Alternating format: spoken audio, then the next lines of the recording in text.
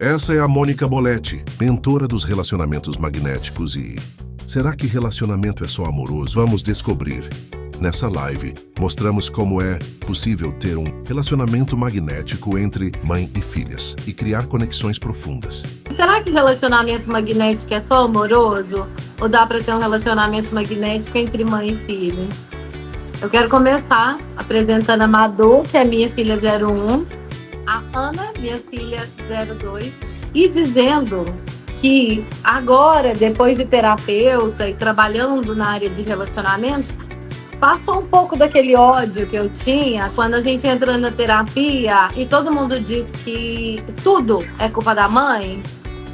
E aí eu fui entender, gente, que é verdade esse bilhete. Tudo começa na infância, é tudo culpa da mãe. Então vamos começar falando como é que era para vocês ter uma mãe adolescente. Como é que foi essa loucura de crescer sendo mãe de uma menina de 18 anos? Eu achava um pouco... Eu não sei se era tão incomum, mas também não era tão comum.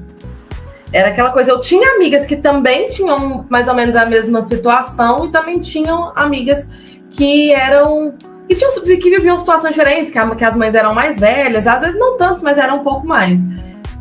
Então eu sentia ali que tinham pessoas que aproximavam, mas tinham pessoas que não. E é diferente observar, assim, eu acho que quando a gente é criança a gente não tem muita essa consciência, mas quando a gente vai crescendo a gente vai entendendo. Eu acho que a criação, a gente percebia a diferença, principalmente na criação entre nós crianças, igual a Maria falou.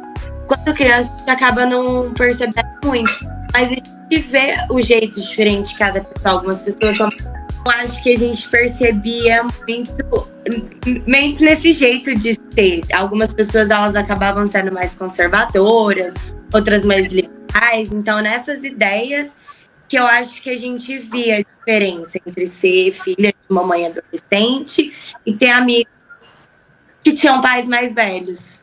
É verdade, esse é um ponto que realmente fez bastante diferença. Eu acho que eu nem lembrava, na verdade não é nem que não lembrava, mas o tic-tac não bateu.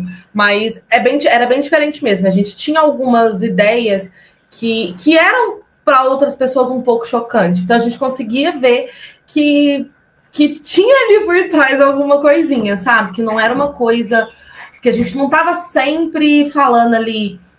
Eram assuntos polêmicos que em outras casas você não pode conversar, na nossa a gente sempre conversou. Então eram algumas coisas que quando vinham histórias de terceiros a gente podia observar, nossa, mas isso nunca aconteceria na minha casa, sabe? Que tipo de história?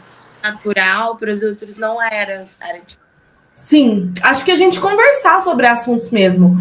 A gente sempre teve uma cumplicidade muito grande, então a gente sempre falou abertamente de droga, sempre falou abertamente de sexo, sempre falou abertamente dos problemas que a vida tinha, e não num tom de cobrança, não num tom de dor, mas num tom de tipo assim, olha, funciona assim, mas o que você vai fazer disso depende de você, sabe? E existem coisas boas, existem coisas ruins, existem coisas que vão te afetar para o resto da sua vida. Então, acho que esse diálogo sempre foi muito importante, porque a gente ajudou a colocar em perspectiva algumas coisas.